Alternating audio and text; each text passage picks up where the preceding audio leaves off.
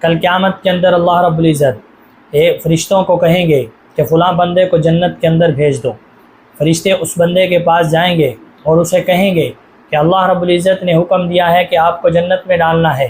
وہ بندہ کہے گا نہیں نہیں، آپ کو کوئی شک ہوا ہے،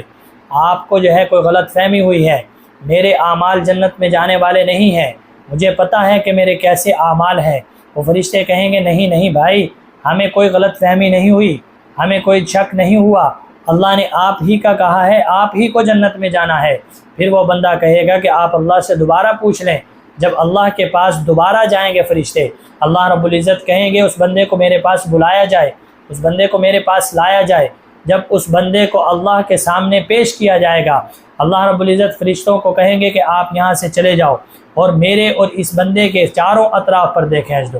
جب چاروں اطراف پردے کھینچے جائیں گے، بندہ اور پریشان ہو جائے گا کہ پتہ نہیں کیا معاملہ ہے، کیا ماجرا ہے، کہ میں اللہ کے سامنا کیسے کروں، اکیلا سامنا کیسے کروں، جب پردے کے اندر میں اور اللہ ہوں گے تو میں کیسے سامنا کروں گا۔ چاروں اطراف میں پردے کھنچ جانے کے بعد اللہ رب العزت پوچھیں گے کہ آپ کو کیسے شک ہوا، کس بات پر آپ کو شک ہو رہا ہے کہ مجھے جنت میں جانے کے لیے نہیں کہا جا سکتا۔ بندہ کہے گا اللہ مجھے پتہ ہے میں گناہ گار ہوں، ساری زندگی میں نے گناہ کیے ہیں، ساری زندگی میں نے آپ کی نافرمانی کی ہے، ساری زندگی میں نے آپ کی تابعداری نہیں کی۔ اللہ رب العزت کہیں گے اچھا آپ کو یہ تو یاد رہ گیا کہ آپ گناہ گار ہیں، یہ تو یاد رہ گیا کہ ہماری نافرمانی کی، کیا آپ کو یہ یاد نہیں رہا کہ ہم کتنے غفور ہیں، ہم کتنے غفار ہیں، ہم کتنے رحیم ہیں، ہم کتنے کریم ہیں، ہماری رحمت کو آپ بھول گئے، آپ کو ہماری رحمت یاد نہیں رہی۔ پھر اللہ رب العزت فرمائیں گے کہ ایک وقت تھا کہ آپ کی بیوی نے آپ کو کچھ کہا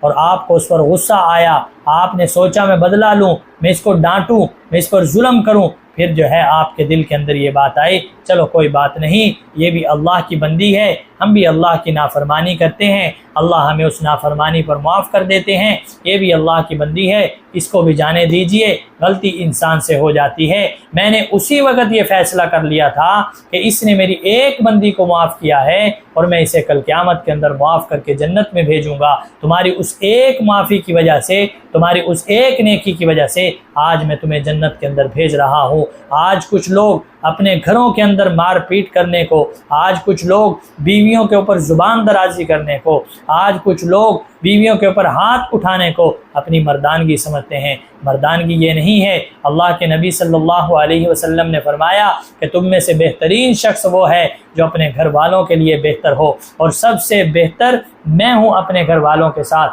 گھر کی چار دیواری کے اندر اگر آپ جو ہے رحم کرو گے، عرش والا تم پر رحم کرے گا، زمین پر تم رحمت کرو گے، عرش والا عرش پر تمہارے ساتھ رحمت والا معاملہ کرے گا۔ اس ایک نیکی کی وجہ سے اللہ رب العزت اسے جنت کے اندر بھیج دیں گے۔